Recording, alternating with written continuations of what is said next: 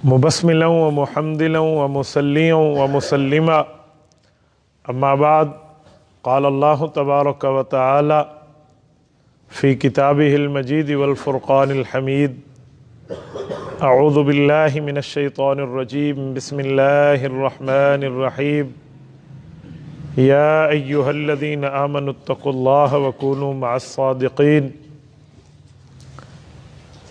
अन अब्दुल्लाह इब्न बुस्र रज़ियल्लाहु ताला अन्हु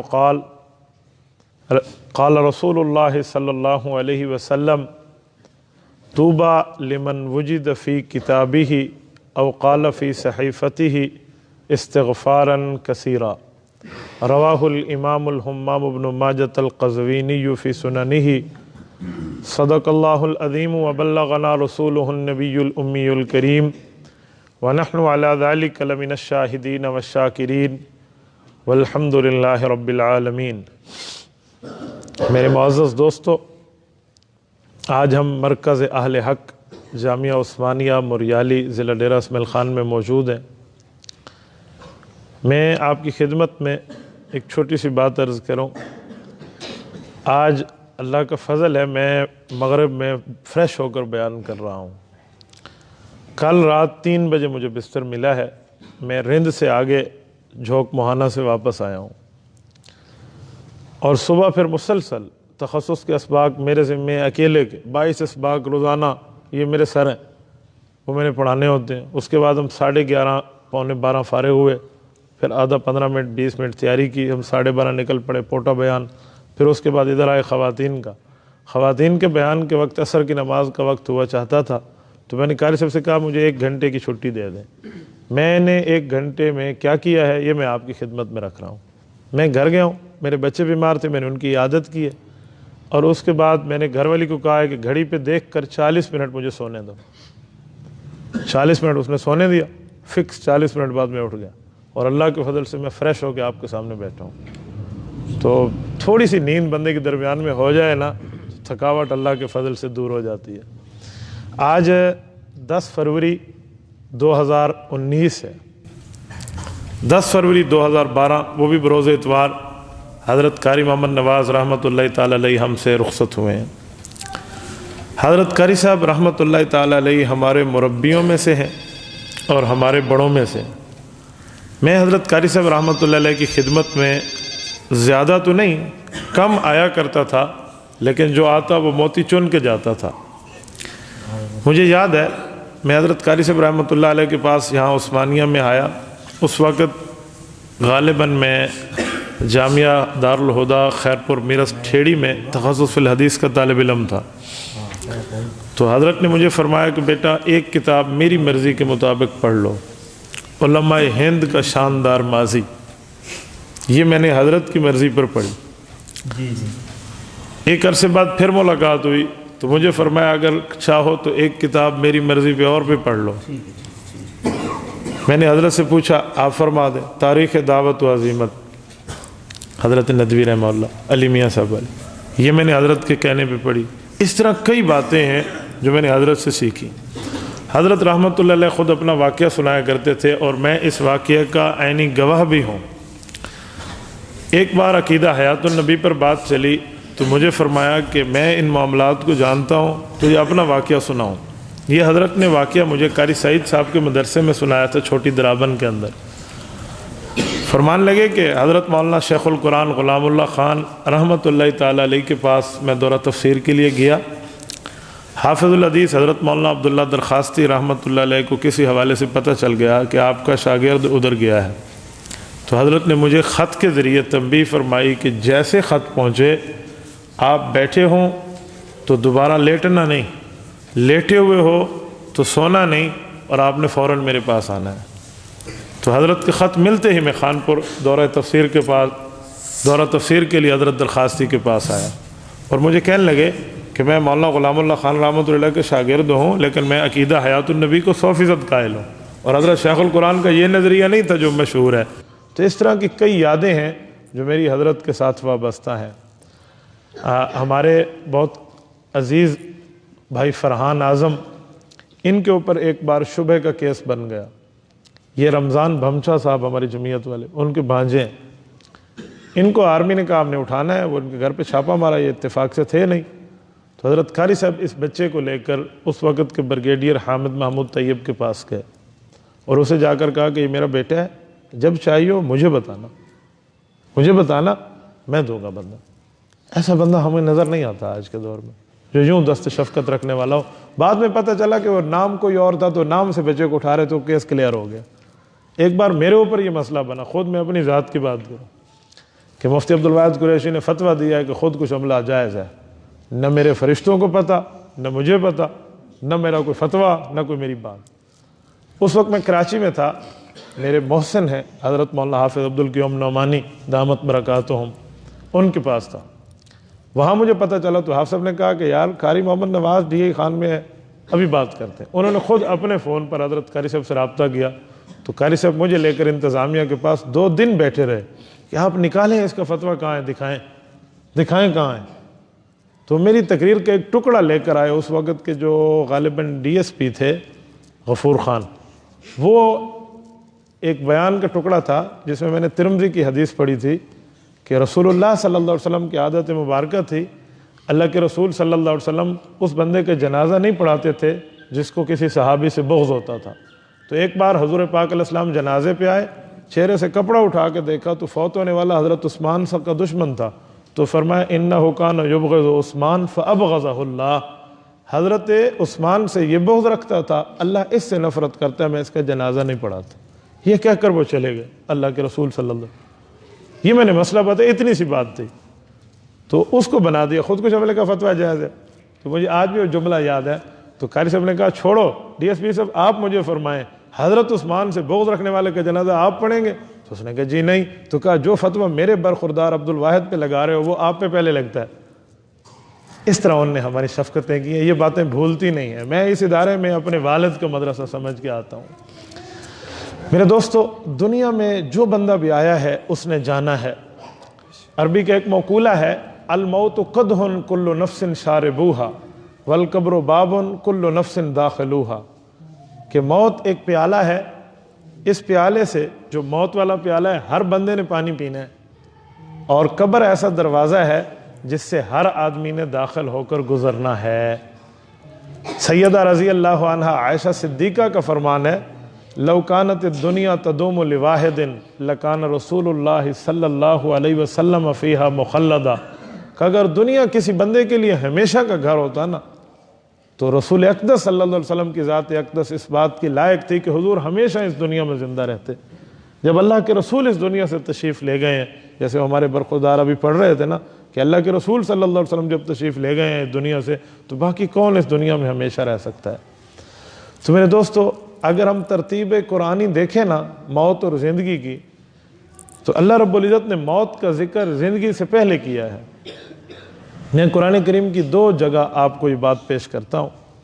ایک پہلے پارے کے اندر سورت نمبر 2 سورۃ البقرہ، اللہ رب العزت ارشاد فرماتے ہیں کنتم امواتا فاحیاکم ثم یمیتکم ثم یحییکم ثم الیہ ترجعون۔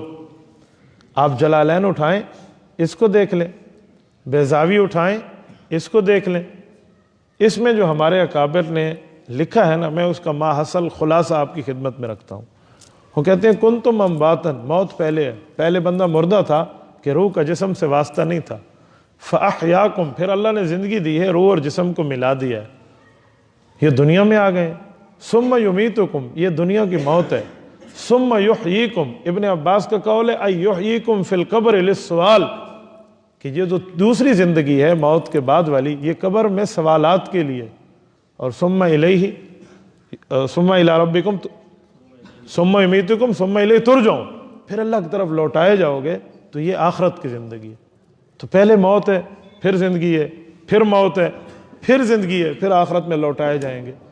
دوسرا مقام سورۃ ملک آیت نمبر 2 پارہ نمبر 29 کا پہلا صفحہ، الذی خلق الموت والحیات، وہ اللہ جس نے موت کو پیدا کیا، زندگی کو پیدا کیا۔ یہاں تفسیری نکتے ہیں کہ لف و نشر غیر مرتب ہے، بہت سے وجوہات تفسیری استدلالات ہیں، لیکن میں اپنے نقطہ نظر سے بات عرض کر رہا ہوں۔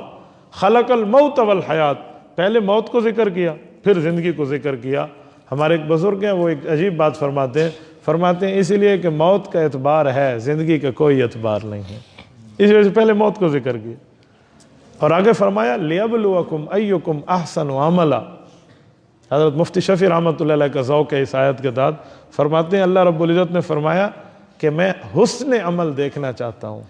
حسن عمل کی بات کی ہے، کثرت عمل کی بات نہیں کی۔ ایک کثرت ہوتا ہے، ایک حسن ہوتا ہے۔ کثرت کہتے ہیں چیز بڑھ جائے، حسن کہتے ہیں تھوڑی بھی ہو لیکن سب پہ چھا جائے۔ تو فرمایا اللہ پاک نے ہمیں ایسے اعمال چاہیے جو اعمال آپ کے حسین ہوں۔ کثیر کی ضرورت نہیں ہے، ہمیں زیادہ 1 کروڑ نفل ایک بندہ پڑھ لے، اس سے بہتر ہے 2 نفل پڑھ لے، اللہ کے لیے پڑھ لے، ہو سکتا ہے وہ ریاکاری کے لیے ہو۔ اچھا، یہاں حدیث پاک کو اس آیت کے ساتھ ملائیں تو ایک بات سمجھ آتی ہے۔ اللہ کے رسول فرماتے ہیں احب الاعمال الی اللہ ادومھا وان قل۔ اللہ رب العزت کو وہ عمل بہت زیادہ محبوب ہے جو ہمیشگی کے ساتھ اگرچہ تھوڑا ہو۔ تو قرآن کریم کی ان مقامات پہ اللہ نے موت کا ذکر پہلے فرمایا، زندگی کا ذکر بعد میں فرمایا ہے۔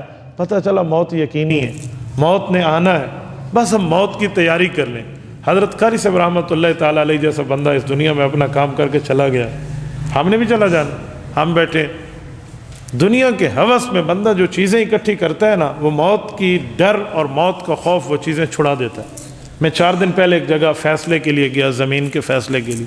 ملک لوگ ہیں، زمین ہے ان کی، بہت بڑی زمین ہے، بچوں میں دینا ہے۔ ان کی ایک بیٹی فوت ہوئی تو داماد کا مسئلہ تھا، میں نام لیے بغیر کہہ رہا ہوں نا، مولوی سب کا سانجا ہوتا ہے، اس کے سینے میں راز دفن ہوتے ہیں نا۔ تو میں نے وہاں ان کے والد کو گفتگو کرتے ہوئے سنا، اللہ کا قرآن میرے سامنے ہے، یقین مانے میرا دل دہل گیا۔ ان کے والد بزرگ ہیں، قریب المرگ ہیں، قریب مرگ ہیں، فوت ہونے کے قریب۔ وہ مجھے فرمانے لگے مفتی صاحب میں تو ان کو دیتا ہوں ساری چیزیں، یہ لے لیں مجھ سے، لکھوا لیں۔ یہ لکھواتے نہیں ہیں مجھ، انہی کے لیے تو میں نے اکٹھے کیے۔ اور بچے لڑ رہے تھے، اتنا میرا اتنا تیرا، اتنا میرا اتنا تیرا۔ میں نے پھر ان بچوں کو اکٹھا کر کے بلایا، میں نے کہا تمہاری داڑھیاں کالی ہیں، تمہارے والد کی داڑھی مبارک سفید ہے، بس ایک رنگ کا فرق ہے۔ اس بات سے سبق حاصل کر لو، دنیا کسی کی نہیں ہے۔ زر اور زمین پہ جو پھڈے ہیں نا، یہ کسی کے نہیں ہیں۔ کس معاملے پہ آپ بیٹھے ہو؟ تو میں نے کہا آج وہ تمہیں دے رہا ہے، کل یہ اسی زمین پر لڑ کے اس نے لیا ہوگا، کل اس زمین پر اس نے کتنی تگ و دو کی ہوگی، آج وہ چھوڑ رہا۔ تو دنیا سے تو ہر بندے نے چلا جانا ہے، تو تھوڑا سا بندہ اللہ سے جو ہے نا کیا کہتے ڈر جائے اور دنیا سے عبرت حاصل کر لے۔ تو میرے دوستو، موت کی تیاری کا عنوان ہے نا، تو موت کی تیاری ہم لوگ کر لیں، اپنے آپ کو ایسے رکھیں کہ اللہ نہ کرے بندے کو موت آ جائے تو بندے کو اپنی موت پہ پھر شرمندگی نہ ہو کہ یہ کام۔ آپ بڑے بزرگوں کے واقعات سنیں نا، ہمارے اکابر لکھتے ہیں، حضرت بخاری رحمۃ اللہ کے بارے میں مشہور ہے کہ جب میں گھر سے نکلتا ہوں، عطاء المنعم کے چہرے پہ یتیمی کے اثرات اور بیوی کے چہرے پہ بیوگی کے اثرات دیکھ کے نکلتا ہوں۔ ہمارے اکابر فرمایا کرتے تھے۔ اس کا کیا مطلب؟ گویا وہ یہ کہہ رہے ہیں کہ اگر ہم ابھی مر بھی جائیں تو ہمیں اپنے مرنے کا افسوس نہیں ہوگا، ہمیں حسرت نہیں رہے گی ہم نے فلاں کام نہیں کیا۔ اس طرح وہ تیاری کر کے چلتے تھے۔ اور میرے دوستو، میں ایک بات مزید آپ کی خدمت میں عرض کروں، بندے نے مر جانا ہے لیکن ایسا کام کر کے جائیں جو بعد میں بندے کے لیے روشن ہو۔ حضرت قاری صاحب نے علمی یادگاریں بھی چھوڑی ہیں اور عمارت کی یادگاریں بھی چھوڑی ہیں۔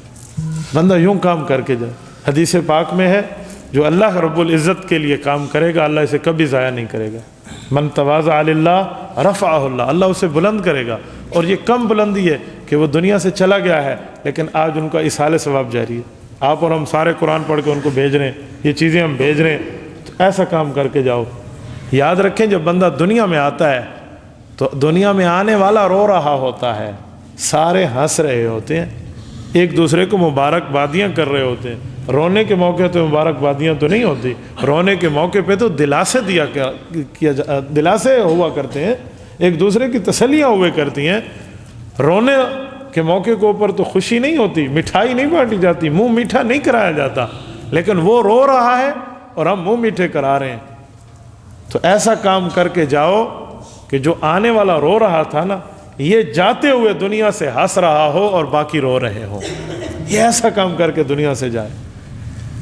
اور حدیث پاک ہے، صحیح بخاری جلد اول کتاب الجنائز صفحہ 183 84 85، حضرت انس حضرت برا کی روایتیں ہیں۔ حضرت برا کی روایت بھی اور حضرت انس کی بھی ہے رضی اللہ عنہما، وہ فرماتے ہیں کہ جب بندے کی روح نکل جاتی ہے، ان کانت صالحتن قالت قدمونی و ان کانت غیر صالحتن قالت یا ویلہا این تذہبون بہا، اگر بندہ نیک ہوتا ہے تو اس کی روح کا تقاضا یہ ہوتا ہے کہ مجھے قبر کی طرف جلدی لے جاؤ، اور اگر برا ہوتا ہے تو کہتے ہیں کیوں مجھے لے کر جا رہے ہو، تمہاری بربادی کیوں لے کر جا رہے ہو، این تذہبون بہا یا ویلہا، کہاں لے کر جا رہے ہو۔ اب مجھے بتائیں، جس کو قبر کی یاد ہے اور جس کو یاد نہیں ہے وہ اپنی زندگیوں میں دیکھ لے، ہمیں قبر بھول گئی ہے اس کی وجہ، اور ہمارے بزرگوں کو قبر یاد تھی اس کی وجہ۔ ایک تابعی ہیں حضرت امام ابو حازم رحمۃ اللہ تعالی علیہ، سلیمان بن عبد الملک اموی کے دور کے بہت بڑے شخص ہیں۔ حضرت ابو حازم کو بادشاہ نے اپنے وقت میں گفتگو کے لیے بلایا، اس وقت یہ مدنی ہے، مدینہ منورہ میں وہ صلاۃ و سلام کے لیے حاضر ہوا مسجد نبوی میں اللہ کے رسول صلی اللہ علیہ وسلم کے دربار میں، تو انہیں بلایا اور ان سے جو بات کی ہے نا ان نے، وہ موت کے حوالے سے میں عرض کرتا ہوں۔ انہوں نے کہا میں بادشاہ ہوں، میں نے گھاٹ گھاٹ کا پانی پیا ہے، لیکن میرا ایک سوال ہے آپ سے کہ آپ بھی مانتے ہیں میں بھی مانتا ہوں والبعث بعد الموت، موت کے بعد کی زندگی کو؟ انہوں نے کہا جی ہم مانتے ہیں۔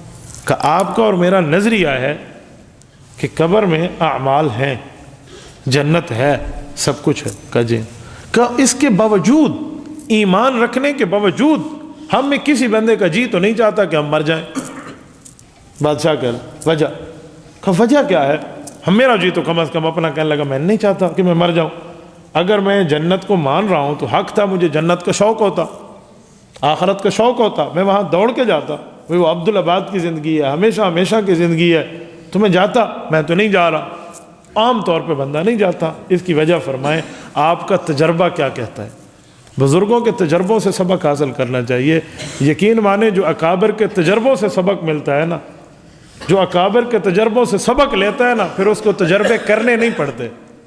لوگ تجربے کرتے ہیں، ہم کہتے ہیں تجربہ نہ کرو، تجربہ کرنے والوں سے سبق حاصل کرو، جو وہ ہمیں بتائے گا نا وہ باتیں سمجھ آئیں گی۔ حضرت ناظم صاحب تشریف فرمائے، ہم کبھی بیٹھے ہوتے ہیں نا تو وہ کوئی بات فرمائے نا تو میں بعد میں دوستوں کو کہتا ہوں سنا یہ بندہ یہ بات کیوں کر رہا ہے، وہ دیکھ چکا ہے اور ہم ابھی دیکھ رہے ہیں۔ تو بڑے سے بندہ سبق حاصل کرے، بڑے کے کہنے کو چیک کرنے کے لیے تجربے کرے گا تو مار کھائے گا۔ تو اس نے بھی ان کے بزرگوں کے تجربوں کے لیے کہا ابو حازم آپ اپنا تجربہ بتائیں، ہمیں آخرت کی یاد نہیں آتی، دنیا کی یاد اتنی ہمارے دل میں رچی بسی ہے، وجہ۔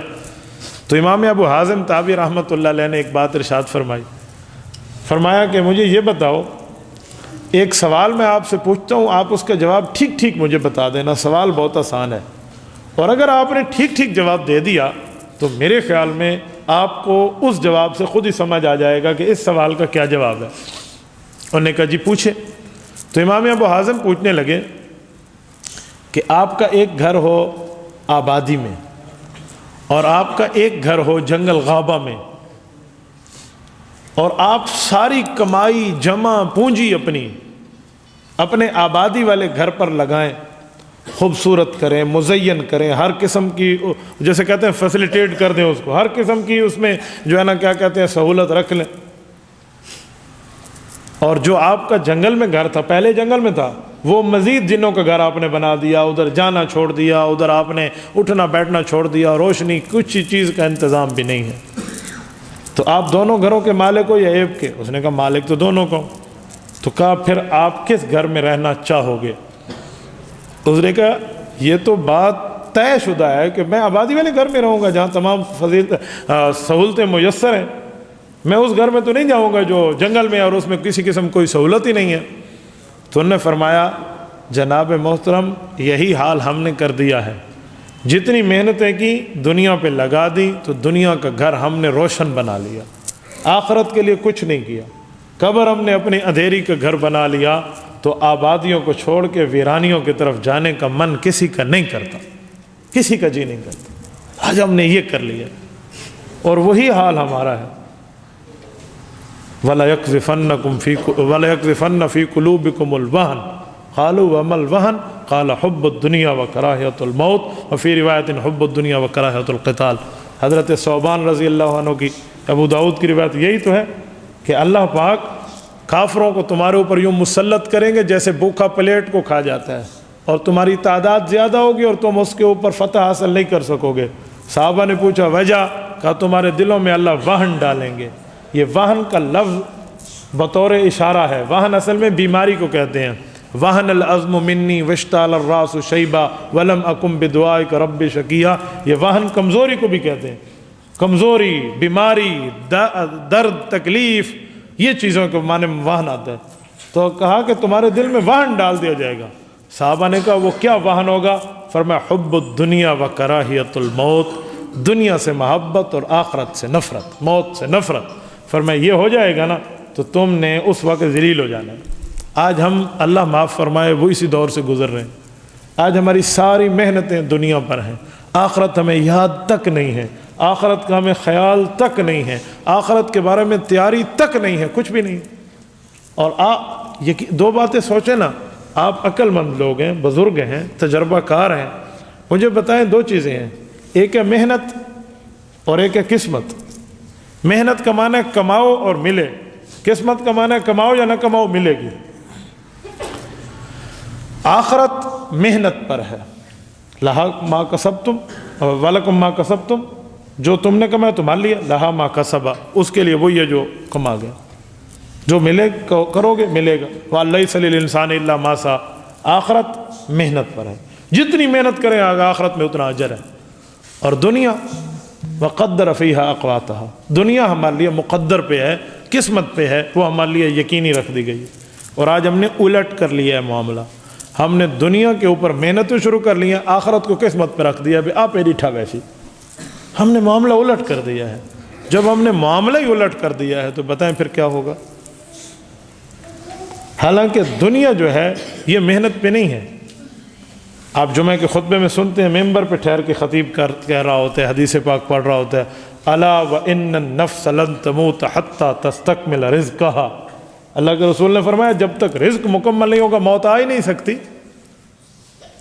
دانے دانے پر نام لکھا ہے، جب تک وہ تمام ناموں والے دانے اس نے استعمال نہیں کر لینے، پانی کا کوئی قطرہ اگر اس کے نام کے ساتھ رہا ہوا ہے وہ اس کے اندر نہیں چلا جاتا، موت نہیں آ سکتی۔ اللہ کے رسول کا اٹل فیصلہ ہے، اور آپ کا اور ہمارا نظریہ ہے کہ سورج مشرق کے بجائے مغرب سے نکل سکتا ہے، حضور کا فرمان جھوٹا نہیں ہو سکتا۔ تو جب اللہ کے رسول صلی اللہ علیہ وسلم فرما گئے کہ رزق جب تک مکمل نہیں ہوتا موت نہیں آئے گی، تو آج ہم پھر دنیا پر لگے ہوئے ہیں، آخرت کو ہم نے قسمت پہ چھوڑا ہوا ہے۔ حالانکہ آخرت ہمارے لیے محنت پہ ہونی چاہیے تھی، آخرت ہمارے لیے اس کے اوپر تگ و دو پر ہونی چاہیے تھی، وہ ہم نے چھوڑ دی، اس کے لیے محنتیں نہیں کی، ساری محنت اس رزق پہ لگائی ہوئی۔ کوئی اولاد کے لیے حرام کما رہا ہے، کوئی بیوی کی خوشنودی کے لیے حرام کما رہا ہے، کوئی اپنی عیاشی کے لیے حرام کما رہا ہے۔ جو برکت اللہ نے حلال میں رکھی ہے وہ حرام کے کروڑوں میں بھی نہیں رکھی۔ قرآن کریم کی آیت ہے 16ویں پارے کے آخری صفحے سے پہلے صفحے شروع ہوتی ہے، آخری پہ ختم ہوتی ہے۔ وَمَنْ أَعْرَضَ عَنْ ذِكْرِي فَإِنَّ لَهُ مَعِيشَةً ضَنْكَ وَنَحْشُرُهُ يَوْمَ الْقِيَامَةِ أَعْمَى قَالَ رَبِّ لِمَ حَشَرْتَنِي أَعْمَى وَقَدْ كُنْتُ بَصِيرًا قَالَ أَتَتْكَ آيَاتُنَا فَنَسِيتَهَا وَكَذَلِكَ الْيَوْمَ تُنْسَى۔ کہ فرمایا کچھ آدمی وہ ہیں جو اللہ کی یاد سے، اس سے مراد قرآن کریم بھی ہو سکتا ہے، مفسرین نے جلالین نے تو قرآن مراد لیا، کہ جو اس سے اعراض کر لیتے، شریعت سے منہ پھیر لیتے۔ فَمَنْ أَعْرَضَ عَنْ ذِكْرِي فَإِنَّ لَهُ مَعِيشَةً ضَنْكَ، ہم اس کی زندگی کو تنگ کر دیتے ہیں۔ ایک بندہ مجھے کہنے لگا آج کل تو جو قرآن سے منہ پھیرے ہوئے اس کے پاس پیسے زیادہ ہیں، آپ تو کہہ رہے ہیں قرآن کہتے ہیں معیشت تنگ کر لیتے ہیں، کیا مطلب؟ میں نے کہا حلال معیشت تنگ کر لی جاتی ہے، حرام کا منہ کھول دیا جاتا ہے، حلال تنگ ہو گئی ہے نا۔ وَنَحْشُرُهُ يَوْمَ الْقِيَامَةِ أَعْمَى، اور ایسے منکر کو قیامت کے دن اندھا اٹھایا جائے گا۔ قال رب لم حشرتنی اعمی وقد كنت بصیرا، وہ کہے گا اللہ میں تو دیکھنے والا تھا، مجھے تو کالا سفید نظر آتا تھا، سبز سرخ نظر آتا تھا، سب کچھ نظر آتا تھا، آج میں اندھا اٹھ گیا ہوں۔ وجہ اللہ فرمائیں گے دنیا میں تو ہمارے قرآن سے اندھا ہو گیا تھا، آج ہم نے تجھے بھلا دیا۔ یہ ہمارے سامنے موجود ہے، اس کے باوجود بھی ہمیں موت کی تیاری نہیں ہے۔ یہ اکابر کا ذکر جو آج ہم پڑھ کے ان کو بھیج رہے ہیں، یہ ان کی وفات ہمیں یہ بات کر رہی ہے کہ ہم اپنی زندگی ان کے نقش قدم پہ ایسے گزاریں دین کے لیے ایسے گزاریں کہ بعد میں ہمارا دینی فیض جاری رہے۔ میرے دوستو، میں ایک بات مزید آپ کی خدمت میں عرض کروں، ہم لوگ مقابر پرست نہیں ہیں کہ ہم صرف مقابر پرست بنے رہیں، ہم لوگ حق پرست ہیں، حقیقت پرست ہیں، ایمان پرست ہیں۔ تو ہمیں وہ طرز اختیار کرنا چاہیے جو شریعت چلاتی ہے، جس لائن پہ ہمیں شریعت چلاتی ہے۔ میرے دوستو، جو آدمی اللہ کا ہو جاتا ہے نا، اللہ پاک تمام مخلوق کو اس کے تابع کر سکتے۔ حضرت حاجی عبد الوہاب رحمۃ اللہ تعالیٰ علیہ، میں نے اپنے 4 ماہ کے دوران ان کی 20 دن خدمت پہ گزارے ہیں۔ وہ ایام میں آپ کی کارگزاریاں سناتا رہتا ہوں ساتھیوں کو، لیکن میں ایک بات یہیں عرض کرتا ہوں، حاجی صاحب 100% اللہ والا تھا۔ میں اس کے جنازے میں گیا ہوں اور اللہ پاک نے سعادت دی کہ ہم لاہور پہنچے۔ میں نے پوری زندگی، میری 33-35 سال کی زندگی ہے، آدھی سے زائد سفروں میں گزری ہے، آدھی سے زائد۔ موٹر وے تو مجھے انگلیوں پہ یاد ہے کہ کون سا انٹرچینج کہاں نکلتا ہے، کہاں جاتے ہیں، میرے سامنے کی بات۔ میں اس وقت پشاور سے چلا اور لاہور آیا، پوری موٹر وے ہم نے 500 کلومیٹر سے زائد کی کراس کی ہے۔ میں نے پوری زندگی میں اتنا رش موٹر وے پہ نہیں دیکھا، اپنی پوری زندگی میں نہیں دیکھا۔ میں پاکستان سے باہر بڑے بڑے رشوں میں پھنسا ہوں، میں نے آؤٹ آف کنٹری بھی اتنا رش نہیں دیکھا۔ نمبر 2، جو اہم بات تھی ان کے جنازے میں، بڑے بڑے دنیا داروں کو جو اسلامی لباس میں بھی ملبوس نہیں تھے، ان کو دوڑتے اور روتے دیکھا ہے میں نے، جو دوڑ کے اس کے جنازے میں آ رہے تھے، اے کاش ہم ایک تکبیر تو مل جائے۔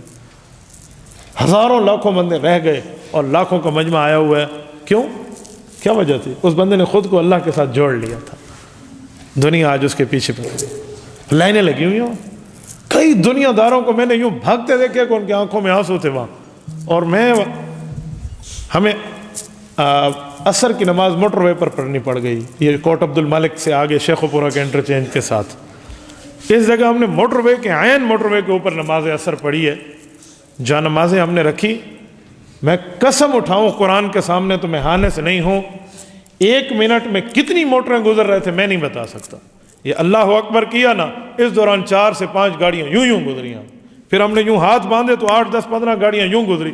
کیا تلاوت اور کیا آواز تک نہیں جا سکتی تھی، 7 بندہ ٹھہرا ہے، اتنا رش اور اتنے بندے وہاں پہنچے۔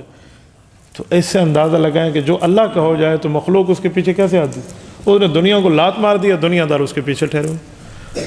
تو دنیا کو جتنا دھدکارے بندہ، دنیا اتنی پیچھے آتی ہے، اور آخرت محنت پہ ملتی ہے۔ قاسم العلوم والخیرات، بانی دارالعلوم دیوبند، حجت الاسلام والمسلمین، حضرت امام مولانا محمد قاسم نانوتوی، اللہ ان کی قبر پہ کروڑوں اربوں رحمت نازل فرمائے۔ حضرت نانوتوی رحمۃ اللہ تعالیٰ علیہ نے شادی کی ایک نواب کی بیٹی سے، انہوں نے رشتہ دیا، حضرت نے شادی کر لی۔ نواب کی صاحبزادی ہے، سر کی بندیا سے لے کر پاؤں کے ناخن تک زیورات میں سجی عورت آئی۔ رات کو گھر والی کے پاس بیٹھے ہیں، باتوں باتوں میں کہا کہ میری نور نظر، ترکی کے مجاہدین بہت مستحق ہیں، ان میں سے اگر تیرا کچھ مشورہ ہو تو ہم ان کی امداد کر لیں۔ اتنا سونا ہم کہاں رکھیں، کیا دنیا کی چیزیں رکھیں۔ نئی نویلی دلہن تھی، انہوں نے کہا جی ٹھیک ہے میں دیتی ہوں۔ اس نے سارا سونا دے دیا، حضرت نے وہاں بھجوا دیا، جسے ہم کہتے ہیں نا ستو واڑا، تیسرے دن جانے کے لیے 10 یاری۔ اس ستو واڑے کے لیے جب گھر گئی تو وہ ناراض ہو کے بیٹھ گئی، میں نہیں جاتی۔ تو والد کو پتہ چلا تو والد نے پوچھا بیٹی کی وجہ، خامد کا اخلاق پسند نہیں آیا؟ کہا جی نہیں پسند ہے۔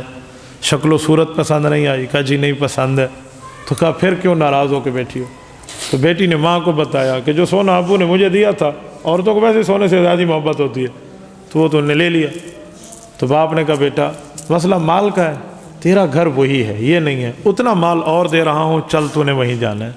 مال لے کر آ گئے، ویسے ہی سونا مل گیا۔ حضرت نانوتوی کی کرامت دیکھیں رحمت اللہ علیہ۔ حضرت کو تو پتہ چل گیا تھا کہ میری اہلیہ ناراض ہیں، غضبناک ہیں اس مسئلے پہ۔ جب پھر وہ راضی ہو کر آ گئیں تو حضرت نے اگلی رات پھر ان سے عرض کیا کہ دیکھو میں نے تو تمہارے اوپر جبر تو نہیں کیا تھا، کوئی زور تو نہیں دیا تھا، کوئی سختی تو نہیں، کوئی ڈنڈا اٹھا کے تو نہیں کہا ہر صورت ان کو دے دیں، میں نے تو تیری رائے پوچھی تھی اور تو نے خود ہاں کی ہے۔ تو وہ خاتون چپ ہو گئی، تو حضرت نے ایک لفظ بولا، فرمایا میری نور نظر ایک بات ذہن میں رکھنا، یہ جو چیزیں ہیں نا جس کو تم نے پہنا ہوا ہے، اگر ان کے حقوق ادا نہ کرے بندہ، یہ مال کو سر پہ رکھ کے بیٹھ جائے اور کوئی زکوٰۃ شکات نہیں ہے، تو قیامت کے سانپ اور بچھو ہے۔ یہ بات حضرت کر رہے تھے اور اس خاتون نے اپنے جسم پہ دیکھا تو یوں اپنے وہ جو کان میں ٹاپس پہنا ہوا ہے نا اس کو یوں پکڑا اور یوں پھینکا، یوں بندیا کو پکڑا اور یوں پھینکا، گلو بند کو یوں پکڑا اور پھینکنا شروع ہو گئی۔ حضرت نے کہا کیا بات ہے؟ اس نے کہا پھینکو پھینکو، 2 منٹ میں پورے زیورات کو زمین کے نیچے پھینک دے، کہا اس کو یہاں سے نکالو۔ حضرت نے باہر رکھے، کہا بات تو پتہ نہیں کہ اس کو ہٹاؤ، ہٹا دی۔ بعد میں اس نے بات بتائی کہ جب آپ نے فرمایا نا کہ سانپ اور بچھو ہیں، تو اللہ کی قسم مجھے حقیقتاً سانپ اور بچھو لگنے لگ گئے تھے۔ حضرت کی کرامت کہا وہ آپ نے بھجوائے تھے، یہ ان مجاہدین کے پاس میں بھجواتی ہوں۔ یہ قرآن کریم کہتا ہے یوم یحمى علیہا فی نار جہنم فتقوی بہا جباؤہم وجنوبہم وظہورہم ھذا ما کنزتم لانفسکم۔ یہ یحمى حما سے نکلا ہے، حما عربی میں بخار کو کہتے ہیں۔ یوم یحمى علیہا فی نار جہنم کا جہنم کو گرم کہتے ہیں، مراد ہے جہنمیوں کو بخار چڑھا دیا جائے گا، ٹائیفائڈ ہو جائے گا زکوٰۃ نہ دینے والوں کو جو اپنا یہ مال جمع کر کے بیٹھتے تھے۔ اور فتقوی بہا جباؤہم، یہ فتقوی یہ عربی کا لفظ ہے، اردو میں بڑا استعمال ہوتا ہے۔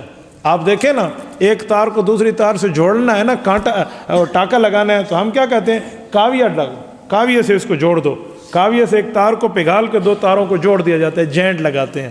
تو فتقوی یہ وہی کاویہ، یہ اسی سے مشتق ہے۔ فتقوی بہا جباہم، ان کے ماتھوں کو اور ان کی کمروں کو کاویہ سے داغا جائے گا جہنم میں۔ کیوں؟ ھذا ما کنزتم لانفسکم، جو تم نے زکوٰۃ نہیں دی تھی اور اپنے نفسوں کے لیے جمع کیا تھا، یہ وہ مال ہے۔ تو یہ دنیا کی حقیقت ہے، آخرت عبدالآباد کی زندگی ہے۔ ہم آخرت کے بارے میں سوچیں، آخرت کے بارے میں معاملات رکھیں۔ حضرت قاری صاحب رحمۃ اللہ تعالیٰ علیہ کی یہ یادگار ان کے لیے ذخیرہ آخرت ہے، تو ہم ایسا کام کریں جو ہمارے لیے صدقہ جاریہ ہو۔